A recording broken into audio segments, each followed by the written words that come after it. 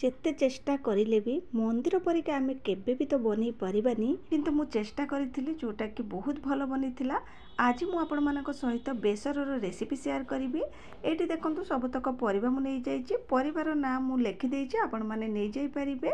ଏଇଠି ମୁଁ ଗୋଟେ ମସଲାର ପେଷ୍ଟ ବନାଉଛି, ଯେଉଁଥିରେ କି ପାନମଧୁରୀ, ଜିରା, ସୋରିଷ, ଗୋଲମରିଚ, ନଡ଼ିଆ କୋରା, ଅଦା, हलदी गुंड आउ अल्प किछि पानी देकी मु तार एठी गोटे पेस्ट बनै आणुची, जो पेस्टटा कि आमे तरकारी रे ही दबा। एठी देखंतु मु पेस्ट को बनै आनिची। एबे चलंतु आमे तरकारी आरंभ करिबा। एठी प्रथमे कड़ाई को गरम करि नेली, सेथिरे मु गोटे चमच घियो देकी ताकू गरम करि नउची। घियो गरम हो गला परे मु सेथिरे 1.5 ग्लास पानी दे दूची। जेतिक परिबा नउथिबे सेही हिसाब रे एठी पानी देबे। हलदी गुंड स्वाद अनुसार ये मुझे लुण दे दूची। आ भल भाव में पानी को टिके फुटापी छाड़ीदेव। पानी फुटीगला ये मुझे सबुतक परिबा को देदेली।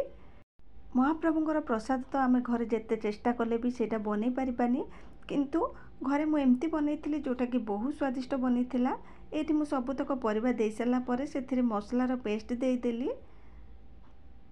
महाप्रसाद बनैला बेले से माटी हांडीर व्यवहार करा जाय थाए। आ सेथिरे कोनोसी भी खड़िका कि चामचर व्यवहार करा जाए नहीं। जेहेतु आम घरे बनाऊँच महाप्रभुंर ना नहीं कि बनाऊँच, यही तरकारी भी जदि आम कड़ाई बनाऊँच ताहले भी बहुत स्वादिष्ट बनी थाए।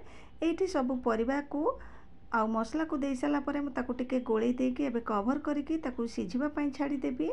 10 ରୁ 15 मिनिट भितर आपणकर परिबा सब सिझी जाइथिबो। एठी देखंतु सबुतक परिबा हमर एठी सिझी जाइछि।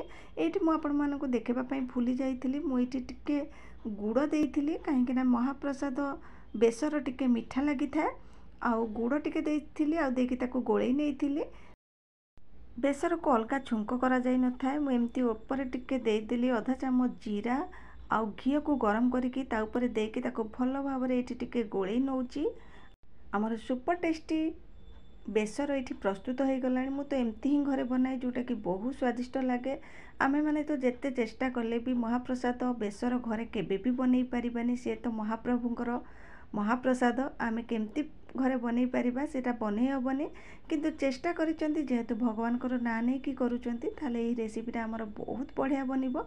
आपण माने भी निश्चित ट्राए करंतु। वीडियो भलो लागिथिले लाइक शेयर सब्सक्राइब करि नेबे। जय जगन्नाथ।